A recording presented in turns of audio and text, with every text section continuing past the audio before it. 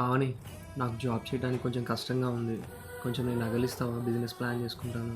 ఏంటండి మీరు మీకు కష్టం అవుతుందని చెప్పి నేనెందుకు నా బంగారం ఇవ్వాలి? మీరు జాబే చేయండి, బిజినెస్ ఏం చేయనక్కర్లేదు.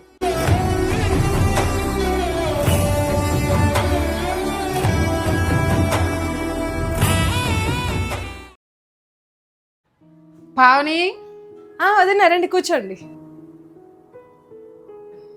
ఏంటది నా సడన్ గా ఇలా వచ్చారు? ఏం లేదమ్మా, మా తమ్ముని మాట్లాడించాలని వచ్చాను.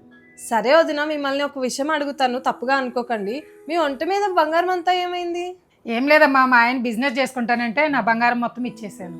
అలా ఎలా ఇస్తావు వదినా? రేపొద్దున బిజినెస్ లాస్ వచ్చిందంటే ఇంకంతే, గోవిందా.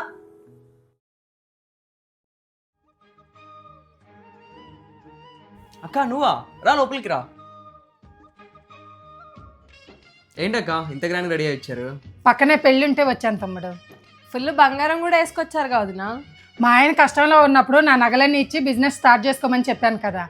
ఇప్పుడు ఆయన బిజినెస్ చేసి లాభాలు వచ్చినప్పుడల్లా నాకు ఏదో ఒకటి గోల్డ్ చేపిస్తూనే ఉన్నాడు.